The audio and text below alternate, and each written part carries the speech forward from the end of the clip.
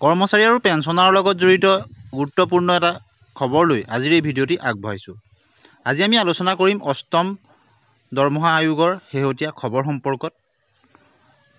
25 চনৰ জানুৱাৰী মাহতেই কেন্দ্ৰীয় চৰকাৰে অষ্টম দৰমহা আয়োগ সম্পৰ্কত কেবিনেটত সিদ্ধান্ত গ্ৰহণ কৰিছিল আৰু শেহতীয়াকৈ 42টাতকৈও অধিক পোষ্টৰ কাৰণে অষ্টম দৰমহা আয়োগৰ বিভিন্ন বিষয়ববীয়াৰ কাৰণে তেওঁলোকে চাৰ্কুলাৰ জাৰি কৰিছে।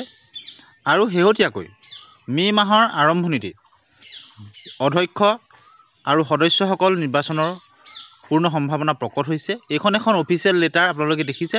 অষ্টম দৰমহা আয়োগৰ সম্পৰ্কত যি নিযুক্তি তাৰ 21 মে'ৰ ভিতৰত সম্পন্ন কৰিবৰ কাৰণে এখন চাৰ্কুলাৰ জাৰি কৰা হৈছে।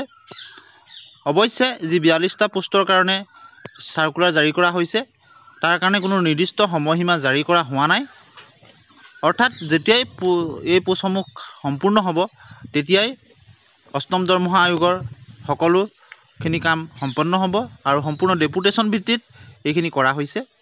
আৰু ইয়াৰ লগে লগে কেন্দ্ৰীয় চৰকাৰৰ অষ্টম দৰমহা আয়োগ আগবঢ়াৰ লগে লগেই অসম চৰকাৰেও এই ক্ষেত্ৰত সিদ্ধান্ত গ্ৰহণ কৰিব। আপোনালোকে জানে জানুৱাৰী মাহত মুখ্যমন্ত্ৰী মহোদয় আৰু সদৌ অসম কৰ্মচাৰী পৰিষদৰ মাজত যি বৈঠক হৈছিল তাতো অষ্টম দৰমহা আয়োগৰ কথা ঘোষণা কৰা হৈছিল। আৰু শেহতীয়াকৈ কেন্দ্ৰীয় চৰকাৰে অষ্টম দৰমহা আয়োগ গঠন কৰাৰ 2 মাহৰ ভিতৰতে অসম চৰকাৰেও এই সম্পৰ্কত আগবাঢ়িব বুলি এটা খবৰ ওলাইছিল।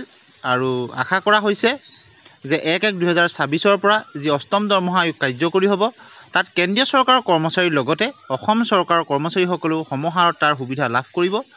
আৰু অতি চৰ্চাৰ বিষয়টো হ'ল যে কিমান % দৰমহা বৃদ্ধি হ'ব। আশা কৰা হৈছে 14 পৰা 20% দৰমহা বৃদ্ধি পাব।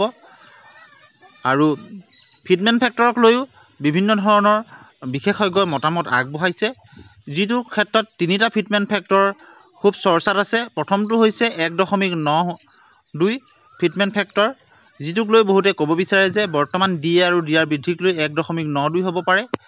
আৰু অন্য এজন বিশেষজ্ঞৰ মতে 2.08 ফিটমেণ্ট ফেক্টৰ হ'ব পাৰে।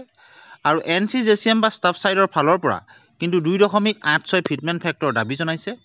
আৰু যদি 2.86 ফিটমেণ্ট ফেক্টৰ হয় তেতিয়া 18,000 ন্যূনতম বেছিকসকলৰ তেওঁলোকৰ দৰমহা বৃদ্ধি হৈ 51,480 টকা হ'বগৈ। গতিকে এটা কথা নিশ্চিত যে যি সপ্তম দৰমহা আয়োগত যি 2.58 ফিটমেণ্ট ফেক্টৰ আছিল তাতকৈ যদি ফিটমেণ্ট ফেক্টৰ কম হয় তেতিয়াহ'লে মূল্য বৃদ্ধিৰ লগত মোকাবিলা কৰিবলৈ যথেষ্ট অসুবিধা হ'ব।